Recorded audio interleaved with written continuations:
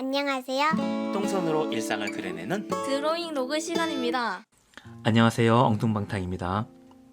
이번 영상에서는 그려진 그림에서 일부분을 선택해서 그 부분만 이동시키는 방법, 또 그 일부분만 크기를 크게 하거나 작게 하고 또 회전시키는 등의 편집을 어떻게 하는지 설명을 드리려고 해요. 자, 그러면 어떤 걸 한번 그려볼까요? 저는 요즘에 문세윤이 워낙 괴상한 이런 분장들을 많이 하고 나와서 문세윤을 한번 재미있게 그려보도록 할게요.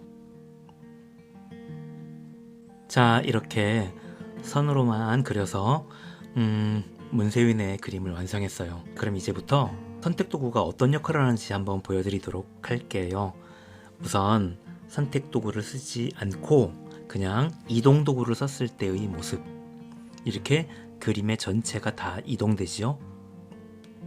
그리고 크기 조절을 시켰을 때의 모습, 이렇게 전체가 다 크기 조절이 돼요.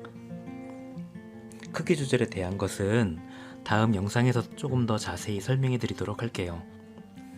그런데 이렇게 그림을 그리고 난 후에 어딘가 움직이고 싶어도 부분적으로 움직일 수가 없는데 선택 도구를 이용한다면 선택한 부분만 따로 이동시킬 수가 있어요. 자, 그럼 한번 선택 도구를 사용해 볼까요? 선택 도구를 쓰기 위해서 위쪽에 보이는 점으로 된 사각형, 이 도구를 누르고, 그러면 선택 도구가 4가지 종류가 있어요. 직사각형, 타원, 그 다음 각진 모서리, 그리고 올가미. 하나씩 한번 잠깐 살펴볼게요. 여러분들도 해보시겠어요? 첫 번째 직사각형은 이렇게 선택을 하면 직사각형의 형태로 선택이 가능한데, 이렇게 하얗게 된 부분이 선택된 부분이고 나머지 청보랏빛으로 되어 있는 곳은 전혀 효과가 적용되지 않는 부분이에요.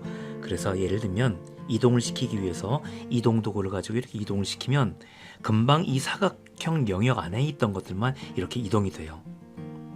그리고 이동해서 손을 놓으면 여기 그려져 있던 선택 영역도 정확히 그 위치로 다시 가게 되는데, 이때 다시 한번 이동을 해보면 이 선택 영역 안에 들어와 있던 다른 선들이 함께 따라다니면서 이동을 해요. 이렇게. 자, 이건 이리저리 이동해보면 제 말이 무슨 말인지 이해하실 수 있을 것 같아요. 취소해볼게요. 그리고 선택 영역이 마음에 들지 않으면 선택 해제를 해주세요.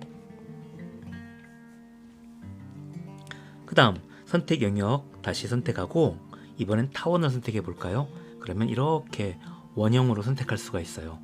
그리고 역시 이동하거나 크기 조절을 할 수가 있어요.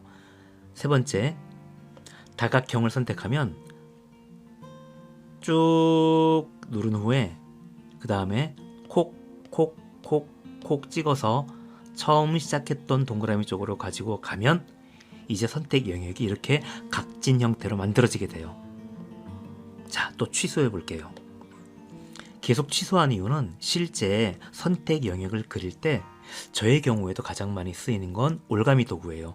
올가미 도구는 내가 선택하려고 하는 그 물체만 이렇게 선택할 수 있어요. 선택 해제.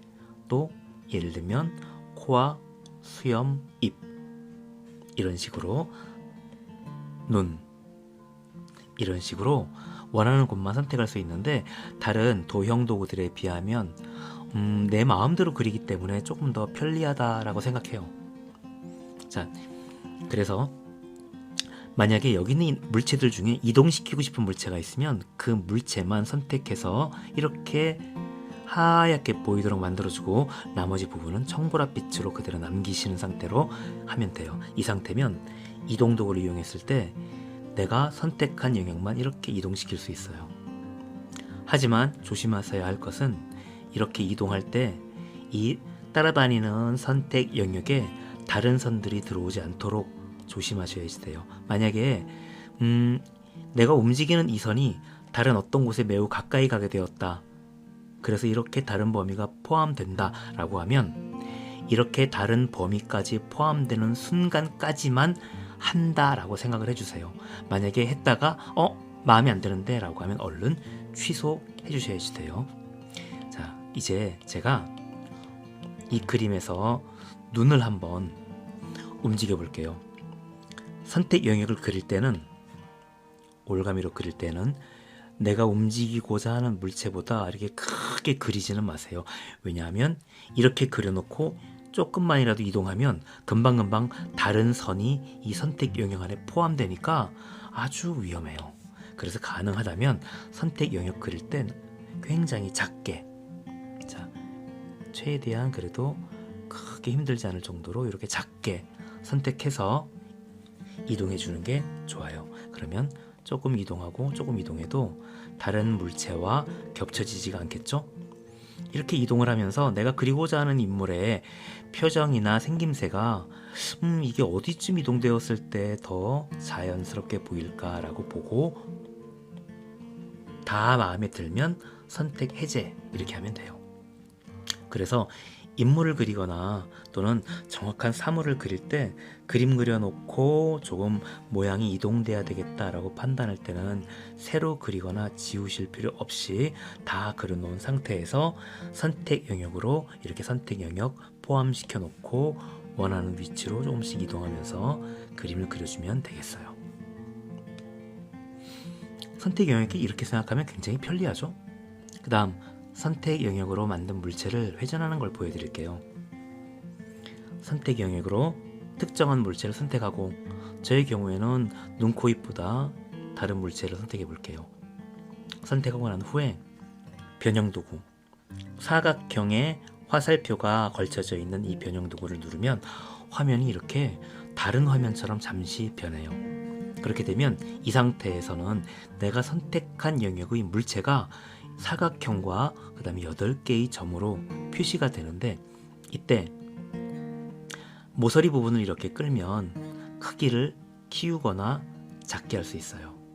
사각형 안쪽에서 물체를 끌면 이 사각형으로 포위된 물체를 이렇게 원하는 곳으로 이동시킬 수 있어요.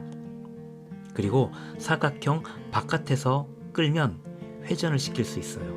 그래서 물체가 각도가 조금 변해야 될 때 이렇게 변형 상태에서 바깥쪽을 드래그해서 회전시키거나 또는 물체를 이동시키기 위해서 이번엔 안쪽에서 끌어서 이동시키거나, 그리고 변형 도구이기 때문에 크기 같은 걸 조절해 볼 수 있겠죠? 마음에 들지 않아서 취소하려면 X를 누르고 이대로 좋다, 적용하겠다 라고 하면 오른쪽 위에 있는 완료를 눌러서 이렇게 끝내주면 돼요. 그리고 선택 영역을 지우기 위해서 선택 해제를 누르면 돼요. 자, 이렇게 해서 선택 영역을 이용해서 물체를 변형하는 방법, 그리고 부분적으로 물체를 이동시키면서 어떻게 그리면 좋을까 라고 설명을 해드렸어요. 여러분에게 좋은 도움이 되기를 바라면서 다음 영상에서 만나요. 여러분 안녕.